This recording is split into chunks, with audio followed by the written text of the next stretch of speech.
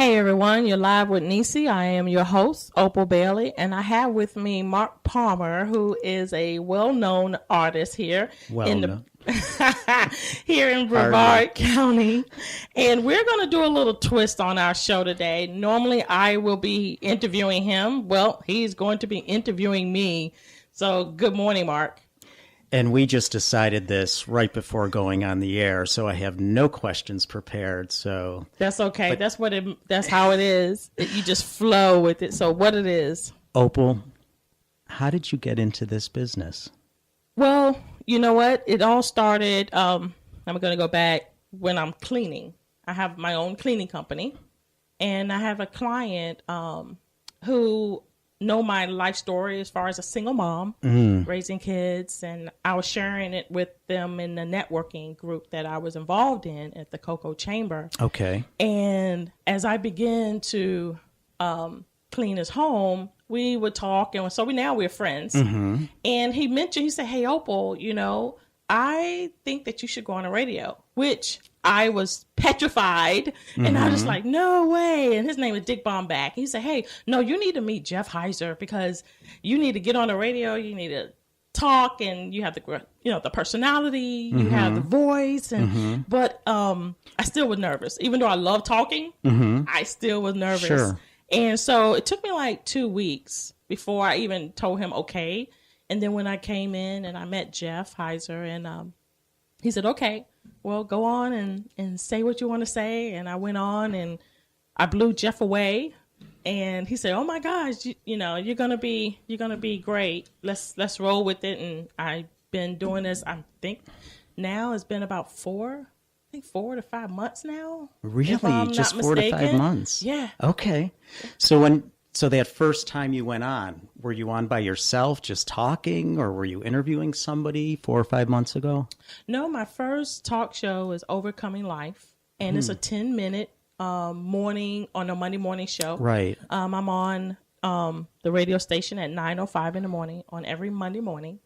And I chose the topic Overcoming Life because that identified with my life as an overcomer. Again, like I said, I raised 4 girls. 4 girls. On my own. Wow. And single mom. And I was a welfare recipient. And I knew within myself that there was more in me and more for them that I can do.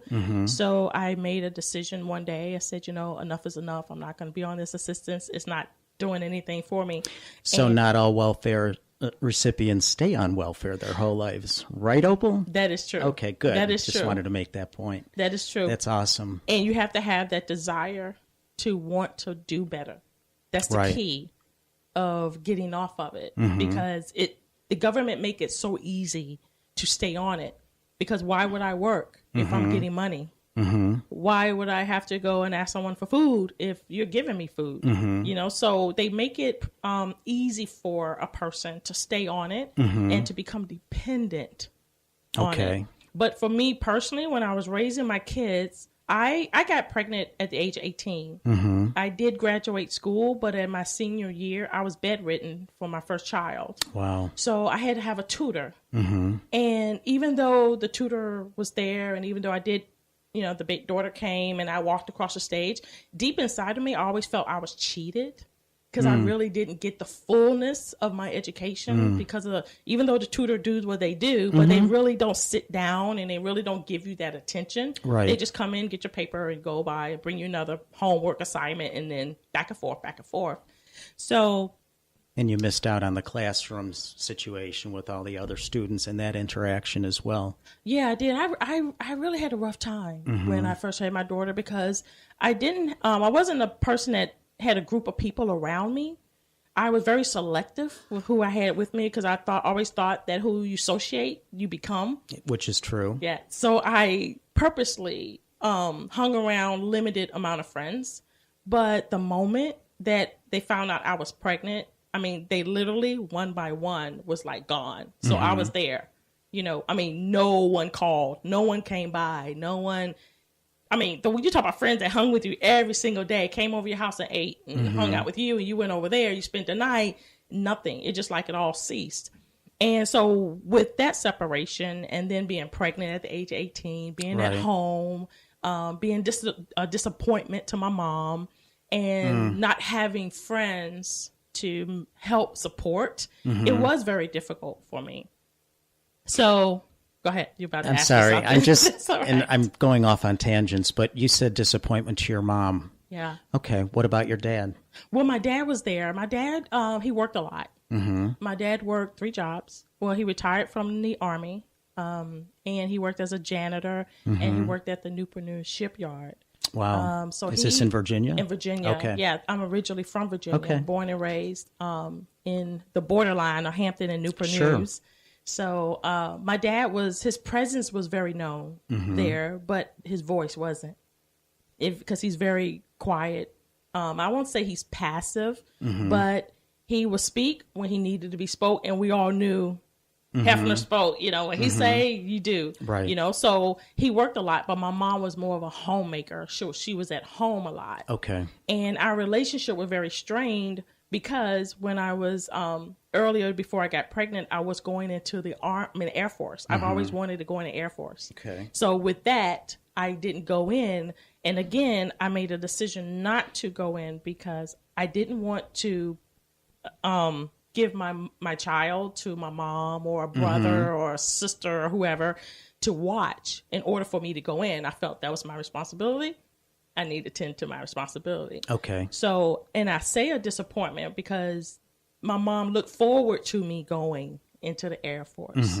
And sometimes as parents, when the child doesn't become what they want them to become or live the life they want to live, we get disappointed. And we treat them, and the treatment is disappointing, whether they don't do this for you, or they may hit you, or they may say, oh, you're going to be nothing. That's what I was told. You'll never be nothing. You're not going to do anything.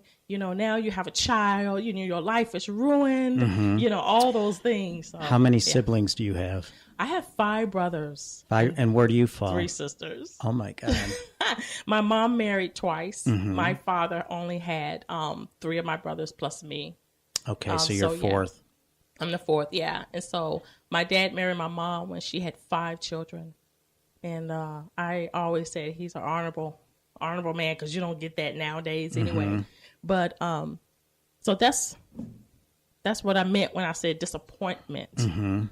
But I knew that my life would be better. Even in all of the hardship I was going through, I knew my life was going to be better. And when I was on welfare, I just felt deep inside that it's more to life than this, and that passion to want more and desire more. I think that kind of catapulted me, was my catalyst to say, okay, get up and go, and not expect anyone to do anything for me. I got up and I went to work, and I worked jobs I didn't want to work because. What were some of the jobs? I worked at a warehouse company. It was called Shorewood Packing, and it produced hair color boxes, toothpaste boxes, and we just packed them up, video covers.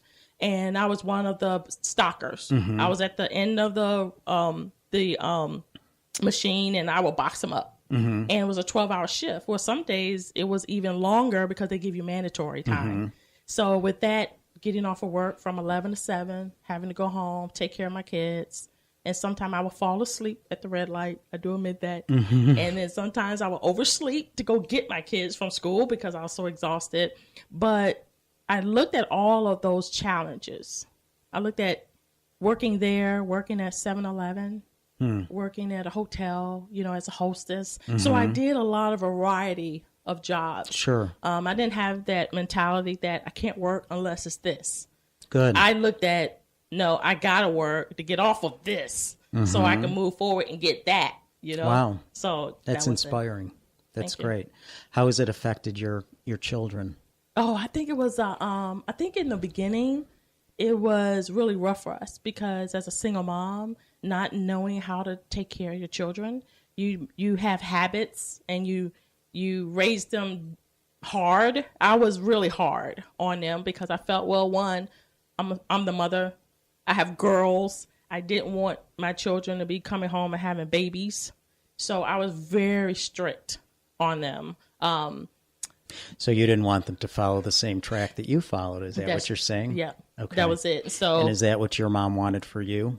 To excel more than she did in some ways and to be successful? I believe that's what it was, because my parents was born in the Great Depression time. And my mom's mother passed away when she was 16. She died of cancer at the age of 16. Wow. So she's the only child, so she didn't have anybody else. Well, my dad is opposite. He had brothers and sisters and stuff, but when they got married, they married in that era, you know, and then they were black people at that time, and they wasn't very, treated very well. And so with that in mind, she already had 5 kids, and then she met someone, and now she had 4. And I believe she did. I believe that she wanted me to aspire better, because she only went to the 8th grade. My dad only went to the 7th grade. And so that was a challenge for them as well. And so, but looking back, I thank my mom for what she did and how she did treat us and raise us, because that came to be a strong character in me. It was like the things I went through personally, spiritually, and with her, it was as if a foundation was being built to give me backbone when situations come up and when things come your way and they don't always be the way you want. Right. Sometimes we can run from them. Sometimes we can blame other people. But God put in me to look at what I'm going through and look at the future. Look at, it's better. This is where you are, but you don't have to stay here. There is a possibility for you to move forward. And I always kept the forward view, not the back view. Right. So with that, that's great. Did you always have this positive outlook on life? Oh, heck no. No? No. When I was growing up, in our home, my mom was a voice, because she was there with us all the time. She was a good mom. We never lacked anything. She cooked all the time, fabulous cook, and took care of the home. But we wasn't able to share our feelings. We were more or less, our feelings was more suppressed, because it was, you do what I say, and don't talk back. And even if you want to say something, it was as if you're talking back. Even if you want to voice something, it's like you're disrespecting. So that's what I was raised up under. But it changed when I had my own kids. Okay. And I began to realize that, what I was taught was affecting them. So I either going to continue to cycle, or I was going to look at assess myself, evaluate my own personal life, and say, okay, Opal, are you going to change? You got to change this. You have to let them know that their voice matters. You have to let them know that they have the opportunity, they have the right to share their feelings, whether you agree with it or not. So in that time of maturing and growing, I realized that with them, I had to allow them to speak. But in allowing them to speak, God was showing me that, hey, not only do they have a voice, but you have a voice. You matter. What you have to say does make a difference. There are people that do or want to hear what you have to say. So start speaking out. So in the process of teaching them and helping them, God was bringing it out on me. And so now I can't shut up. I just keep talking. And that's when your positive attitude developed? Yeah, that's when my positive attitude developed. And it also matured even more when I had my 4th child.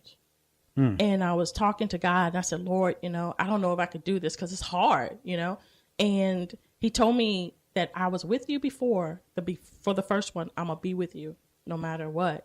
And that was like a life-changing experience for me, to hear someone say, I will never leave you. I will always be with you, no matter what you do, no matter where you are, no matter what's going on in your life. And I remember asking him, well, you have to give me something to hold on to for me to keep moving on and come over and, and deal with these situations. And he said,